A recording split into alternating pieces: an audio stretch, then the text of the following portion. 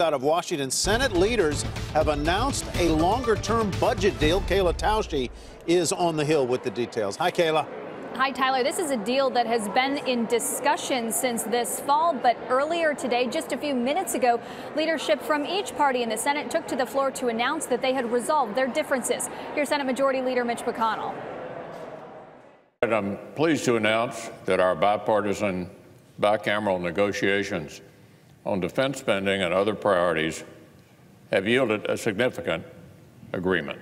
Essentially, what the deal does is it lifts mandatory spending caps put in place by the 2011 sequester for 2 years. It raises military spending by $165 billion over those caps and domestic spending by $131 billion. That is a significant win for Democrats who were facing steep budget cuts to domestic spending from the Trump administration. It also includes other elements like disaster relief funds for Puerto Rico, Texas, and Florida, as well as funding for community health centers for 2 years and extending children's health insurance for 10 years. But one thing that is not included in this bill, which, by the way, still requires a detailed appropriation to be worked out in 6 weeks for the rest of the fiscal year. So we're going to keep the government open for 6 weeks. But what it doesn't include is anything on immigration. Senate Majority Leader Mitch McConnell said that even though this is the underlying bill for immigration, it will not include any immigration text. He said that will be pursued through the amendment process, that there are alternating proposals that will need to be squared away. McConnell said he cannot guarantee any outcome on immigration. Guys?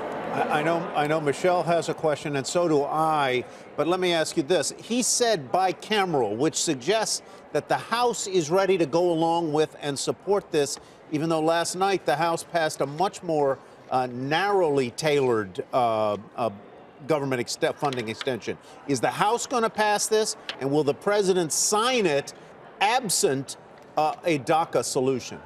Well, the president said yesterday that he would like to shut down the government over immigration and over border security, but then his own advisors, and notably the press secretary, broke with that and said something different later that afternoon. But interestingly, we expect the House to be on board in conversations with both sides of Capitol Hill, Tyler. It seems that the House has been involved in this process. They've been aware of what the proposal would entail throughout this, but it's going to come down to two factions, as it often does here. On one side, you have conservatives, the House Freedom Caucus, who are not okay with the increases in domestic spending, and then you have the Democrats who want protections for DACA, and the House Democratic leader Nancy Pelosi said she's going to need assurances from Speaker Paul Ryan that he will pursue immigration in the House in order for her to let her caucus vote for it. Hey there, thanks for checking out CNBC on YouTube. Be sure to subscribe to stay up to date on all of the day's biggest stories. You can also click on any of the videos around me to watch the latest from CNBC. Thanks for watching.